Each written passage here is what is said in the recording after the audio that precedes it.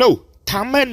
ហ៊ានមែនតែនបងប្អូនប្រិយមិត្តមានរឿងដែលត្រូវផ្សព្វផ្សាយបន្តទៀតហើយនៅក្នុងថ្ងៃនេះបងប្អូនប្រិយមិត្តទស្សនិកជននឹងបានឃើញនិងបានស្ដាប់បន្តទៀតហើយនៅក្នុងពេលបន្តិចទៀតនេះទៅនឹងរឿងរ៉ាវអាស្រូវរបស់ស្ត្រីជើងខ្លាំងលីអ៊ុំអេងក្រោយប្រជុំបាបកម្មតនហនរយៈពេលប្រមាណថ្ងៃចុងក្រោយនេះមិនទាន់បានលាងខ្លួនស្អាតបាតស្រួលបួលផងបើជាហ៊ានទៅយករូបថតការពីអតីតកាលរបស់លោកជំទាវម៉ាចិត្តធហ៊ុនសេណាតដែលបានថតជាមួយខ្លួននោះយកមកបង្ហោះនៅក្នុង account Facebook ផ្ទាល់ខ្លួនស្របពេលដែលខ្លួនកំពុងតែជាប់ចោតនិងបានរត់ចោលស្រុកពូនសំងំលាក់ខ្លួនកិច្ចពីនៃការចាប់ខ្លួនពីតុលាការខេត្តសៀមរាបនោះដែលកម្មពីមួយនេះដូចជាស្រមោលអន្ទល់តាមប្រាណយ៉ាងដូចនេះ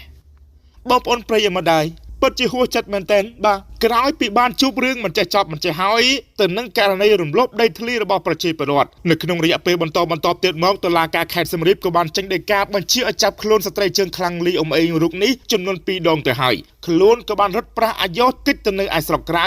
ដើម្បីកិច្ចពីការចាប់ខ្លួនមួយនេះមិនតែប៉ុណ្ណោះមិនថែមទាំងចូលខ្លួនមកដោះស្រាយទទួលទូទាត់នោះទេថែមទាំងទៅនិយាយឌៀមដាមទៅដល់ថ្នាក់ដឹកនាំខេត្តសៀមរាបថែមទៀតផងបាទកម្មតនហនអើយកម្មតនហនមនុស្សអាក្រក់ព្រះមិនជួយខ្យល់កន្ត្រាក់មួយមេធំក្រោមស្នាដៃរបស់ម្ចាស់ទឹកម្ចាស់ដីនៅឯស្រុកបន្ទាយស្រីខេត្តសៀមរាបបានបក់បោកទៅវាយកំទេចរោងឃ្លាំងដំឡូងដ៏ធំរបស់គាត់នៅឯស្រុកបន្ទាយស្រីខេត្តសៀមរាបបណ្ដាលឲ្យខ្ទេចខ្ទីរៀបដល់ដីមកដល់ពេលនេះជំទាវអត់ក្រិតលីអ៊ុំអេងមិនទាន់បានដឹងអំពីកម្មរបស់ខ្លួនដែលកំពុងតែសាបព្រោះមកលើខ្លួនទេនោះថែមទាំងហ៊ានក៏ខ្លួនយករូបថតដែលបានថតជាមួយនឹងលោកជំទាវម៉ាចិត្តធហ៊ុនសេណាតយកមកបង្ហោះជាសាធារណៈស្រាប់តែលោកជំទាវចិត្តធហ៊ុនសេណាតដាក់ប៉ុន្មានម៉ាត់ស្ដាប់លឺហើយចុកឈាមបាយលែងនឹកទឹកលែងនាទៅហើយបាទបងប្អូនប្រិយមិត្តជាទីមេត្រីជាក់ស្ដែងនៅថ្ងៃទី22ខែមីនាឆ្នាំ2025នេះអង្គភាពសារព័ត៌មានយើងទទួលបានប្រភពព័ត៌មានច្បាស់ការមួយបានឲ្យដឹងថាយមតាមเพจផ្លូវការរបស់លោកជំទាវម៉ាចិត្តធហ៊ុនសេណាតដែលបានshare account Facebook ស្ត្រីជើងខ្លាំងលីអ៊ុំអេងរួចបានបន្ថែមសំណេរយ៉ាងចាស់ដៃស្ដាប់លឺហើយចុកឈាមដែលជាខ្លឹមសារមួយដើម្បីចែកជូនទៅដល់បងប្អូនប្រិយមិត្តទស្សនិកជននិងអ្នកលេងបណ្ដាញសង្គមជាពិសេសនោះគឺផ្ញើជូនស្ត្រីជើងខ្លាំងលីអ៊ុំអេងជាពិសេសតែម្ដងដែលមានខ្លឹមសារទាំងស្រុងដូចខាងក្រោមនេះយ៉ាងមិនទៅហើយបានជាយករុកចាស់តាំងពីជំនាន់ណាមកផុសប្រងរុកតិចខ្លួនក្រោយពីប្រើពាក្យបរិហាកេទៅលើមន្ត្រីអនុវត្តច្បាប់មែនទេរុកអត់វិញ្ញាណខ្ញុំមួយសន្លឹកនេះមិនអាចការពារមនុស្សខូចដូចជានាងអុកញ៉ាទេចេញមកដោះស្រាយដីជូនរាជឲ្យបានឆាប់ផងទៅ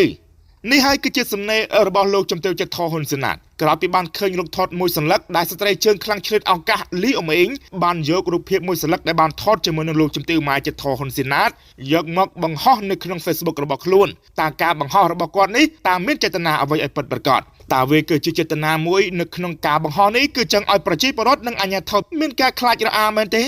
យោងតាមប្រភពពីប្រជាពលរដ្ឋនៅក្នុងស្រុកបន្ទាយស្រីខេត្តសៀមរាបដែលបានចូលរួមអបអរសាទរនិងសប្បាយចិត្តយ៉ាងខ្លាំងក្រោយពីបានឃើញការ share account Facebook ស្ត្រីជើងខ្លាំងលីអ៊ុំអេងរួចបានសរសេរសំណេរខ្លឹមសារយ៉ាងខ្លីខ្លឹម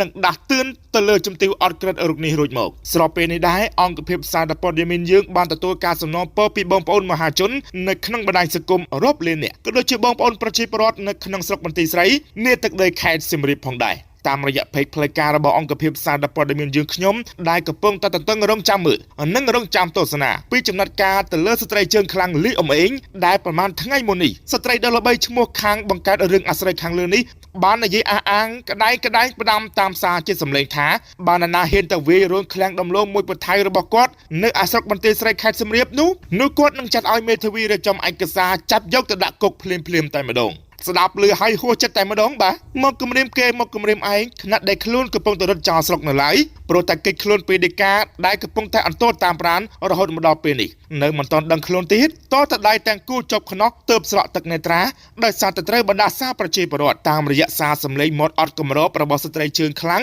ដែលបានបញ្ចេញក្លិនស្អុយដោយគំរក់ទោះបីជាបានព្រះសំពះទេវតាឲ្យជួយក៏ព្រះមិនជួយដែរឬក៏ដល់ថ្ងៃអវសាននៃយុគ9ផងក៏មិនដឹងបានជាស្រូបខាបលេត្រដាងបាបកម្មដ៏ខ្មៅងងឹតរបស់ស្ត្រីជើងខ្លាំងលីអ៊ុំអេងដែលហ៊ានប្រមាថការទានមកលើតុលាការនិងអាជ្ញាធរភូមិឃុំរហូតដល់អាជ្ញាធរខេត្តសៀមរាបវត្ថុស័ក្តិសិទ្ធិនៅក្នុងទឹកដីខេត្តសៀមរាបដែលជាទឹកដីសវណ្ណភូមិទឹកដីដ៏អច្ឆរិយៈ មិនប្រណីដល់ស្ត្រីកម្ពុជាល្បីកលលីអ៊ុំអេងនោះឡើយដែលនៅពេលនេះវត្ថុស័ក្តិសិទ្ធិថែរក្សាទឹកដីខេត្តសៀមរាបបាននៅកំពុងតែបង្ហាញឫទ្ធិបារមីបាញ់ច្រាស់ស្រកីតបទៅតាមសារសម្លេងដែលមានក្លិនស្អុយដោយគម្រក់ខ្មោចសត្វថ្មាតនោះអញ្ចឹងនឹងបានសរសេរបញ្ជាក់ឲ្យមហាជនបានឃើញយ៉ាងទាន់ហន់ច្បាស់ដូចថ្ងៃតែម្ដងជាក់ស្ដែងគឺការប្រយុទ្ធថ្ងៃទី16ខែមីនាឆ្នាំ2025កន្លងទៅបារមីស័ក្តិសិទ្ធិរបស់លោកតាម្ចាស់ស្រុកបានស្រូបខាបខ្យល់កន្ត្រាក់មួយមេធំបោះពួយសម្ដៅសម្រុកចូលទៅកំទេចឃ្លាំងដំឡូងដ៏ធំដែលគេស្គាល់ម្ចាស់ថានោះគឺជាជំទាវអត់ក្រិតលីអ៊ុំអេងដែលបានបំបាក់ប៉ើងធ្លាក់ចុះរៀបដល់ដីតែម្ដងត្រឹមតែរយៈពេលមួយប្រព្រឹត្តផ្នែកតែប៉ុណ្ណោះយោងទៅតាមមហាជនក៏ដូចជាប្រជាពលរដ្ឋនៅក្នុងស្រុកបន្ទាយស្រីខេត្តសៀមរាបបាននិយាយតគ្នាថាអីក៏ស័ក្តិសិទ្ធិម្ល៉េះហើយពួកគាត់រងចាំទៅតឹងចាំមើលទៀតថាចាប់តាំងពីយប់ថ្ងៃទី16ខែមីនារហូតដល់ថ្ងៃទី22ខែមីនាឆ្នាំ2025នេះរយៈពេល6ថ្ងៃកន្លងមកហើយមិនទាន់ឃើញលោកជំទាវចាត់ឲ្យមេធាវីរៀបចំឯកសារប្តឹងចាប់អ្នកបង្កដែលធ្វើឲ្យឃ្លាំងដំឡូងរបស់លោកជំទាវបាក់ធ្លាក់ដួលរៀបដល់ដីតែមួយប្រព្រឹត្តផ្នែកនោះឡើយយ៉ាងណាមិញការលើកឡើងពីសំណាក់មហាជននោះបានលើកឡើងដែរថាតើលោកជំទាវបានឲ្យមេធាវីលោកជំទាវទៅប្តឹងអ្នកដែលបានផ្ដួលរលំឃ្លាំងខាងលើនោះទៅកាន់ព្រហ្មទណ្ឌឬទៅកាន់រដ្ឋបវេនីនេះគឺជាខ្លឹមសារមួយដ៏សំខាន់ដែលប្រជាពលរដ្ឋនៅក្នុងស្រុកបន្ទាយស្រីក៏ដូចជាការស្រាវចម្ងល់ពីបងប្អូនមហាជននៅទូទាំងប្រទេសដែលរងចាំមើលថាតើដូចពាក្យដែលគាត់បាននិយាយប្រកាសក្តែងដែរទេតាមរយៈសារសម្លេងថាឲ្យតែមាននរណាម្នាក់ទៅហ៊ានរុះរើឬទៅប៉ះពាល់រោងឃ្លាំងដំឡូងរបស់គាត់មួយញញួរនោះគាត់ដឹងតែឲ្យមេធាវីរបស់គាត់រៀបចំឯកសារប្តឹងចាប់ដាក់គុកភ្លាមអ្នកធ្វើការក៏មិនដឹងស្អីគេដែរនិយាយតែ47គ្រួសារនៅតែ3គ្រួសារthôiយល់តែ47គ្រួសារមកនិយាយខ្ញុំឆ្ងល់មកជំនាន់ខឹមមិនសងរហូតដល់ឯកឧត្តមទាសហាហើយលើធ្លាក់មកឯកឧត្តមប្រាក់សុភ័ណ្ឌទៀតអូមិនចេះខ្មាស់គេមួយថ្ងៃទៅ47គ្រួសារខ្ញុំស្ដាប់ចង់ក្អួតគោសុទ្ធប្រមាថចង់វាយរោងដលងខ្ញុំចោលខ្ញុំថាសាកទៅតែមកបថៅគឺខ្ញុំយកអ្នកឯងដាក់គុកបានដែរគុំថាអ្នកឯងបំផិនទ្រព្យសម្បត្តិឃ្លាំងដលងខ្ញុំដាក់មួយមុខគាត់ហ្នឹងឯងគេធ្វើមានច្បាប់ទលាប់គេមកធ្វើអីណាការអាចរៃទាំងឪទាំងកូនមកធ្វើបានខ្ញុំ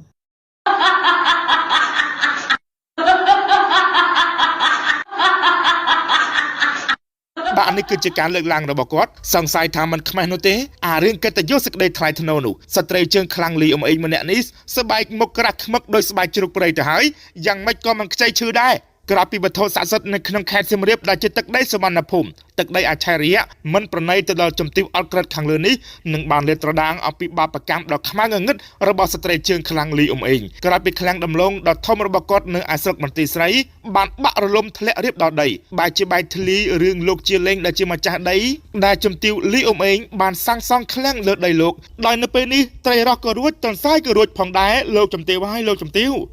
បងប្អូនប្រិយមិត្តទស្សនិកជនជាចុងក្រោយអង្គភាពសារព័ត៌មានយើងខ្ញុំគ្រាន់តែជាកញ្ចក់ឆ្លុះបញ្ចាំងពីសង្គមពិតជូនដំណឹងទៅដល់ប្រមុខថ្នាក់ដឹកនាំគ្រប់លំដាប់ថ្នាក់ដើម្បីរិះគន់ក្នុងនៃស្ថាបនាពុំមានចេតនាណាមួយនៅក្នុងការជន់ពន្លិចទៅលើស្ថាប័នណាមួយនោះឡើយអង្គភាពសារព័ត៌មានយើងខ្ញុំនឹងធ្វើការរងចាំបកស្រាយបំភ្លឺពីគ្រប់ស្ថាប័នដែលពាក់ព័ន្ធជារៀងរាល់ម៉ោងធ្វើការទៅតាមច្បាប់ស្តីអំពីរបបសារព័ត៌មាននៃព្រះរាជាណាចក្រកម្ពុជាពេលនេះខ្ញុំបានរួមនឹងក្រុមការងារសូមលំអរកាយគោរពអរគុណនិងសូមគោរពលា